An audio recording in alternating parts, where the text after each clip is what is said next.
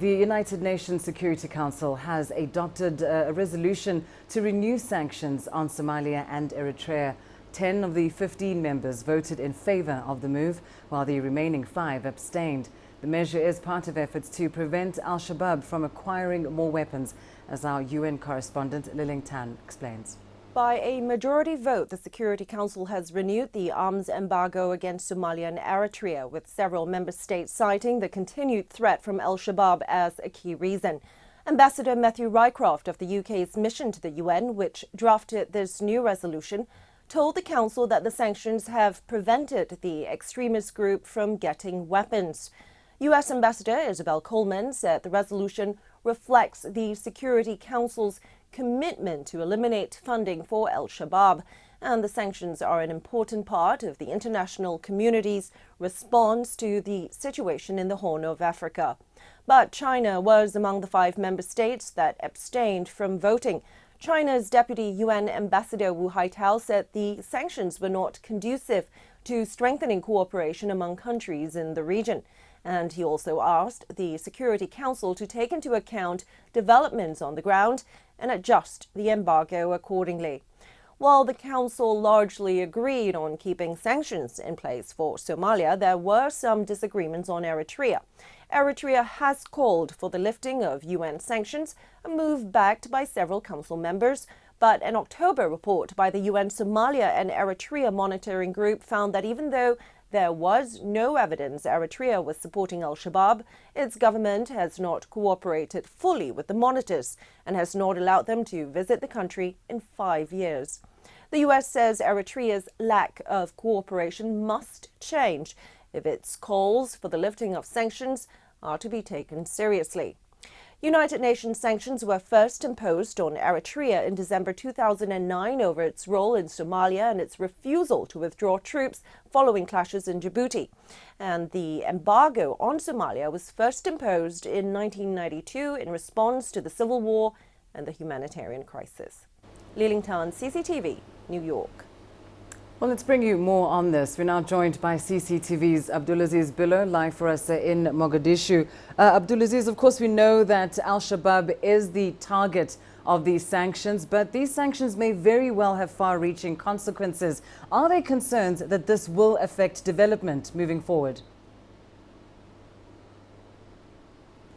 Well, Lindy, as Liling Tan has put it there very clearly, the sanction, according to experts here and according to authorities, they are saying the sanction has proved as an important, has played an important role rather in curtailing and ending the al-Shabaab financing and also restriction of al-Shabaab from getting weapons from neighboring regions, especially Yemen, where the al-Qaeda remains a potent threat there. But then again, the authorities here have expressed worries about the recent renewal of the sanction by the UN Security Council. They are saying that it does not reflect the real situation on the ground here. Authorities here in Mogadishu are citing the security challenges facing the government and its efforts to rebuild the army. It says it needs a powerful army that can be able to secure Somalia completely. And then again, it's citing instances where the African Union force, AMISOM, has played an important role in kicking out al-Shabaab from all these remaining towns and villages, and it's saying that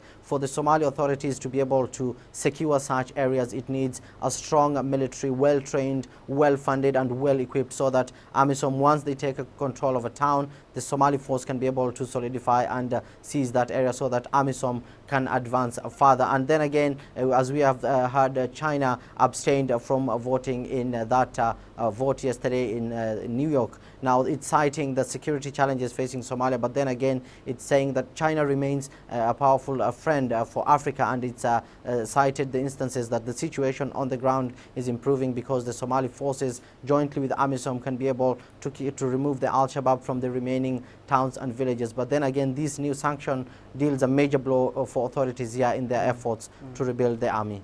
Well, as you say there, China among the 5 countries that abstained from voting, but with 10 nations voting in favor of the sanctions, it is a decision that the Somali government will have to accept. Has there been any formal reaction from the government?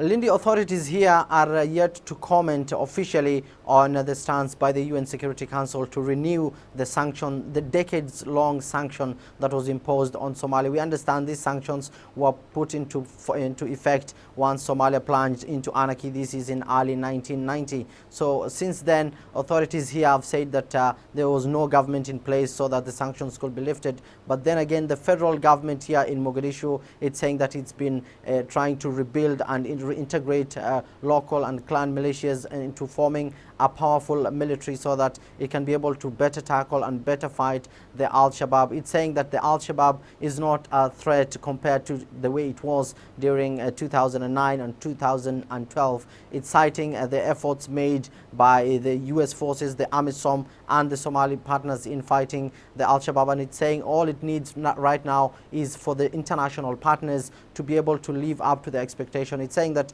if the international community doesn't work on rebuilding the Somali National Army, then it will be harder for the security forces in the country to take charge of the national security once AMISOM forces pulled out. But that has been the comments echoed time and again by authorities. They are saying if at all the Somali government is to be able to secure the whole country, then it needs the support of the international community in rebuilding its national army to take charge of the national security, Lindy.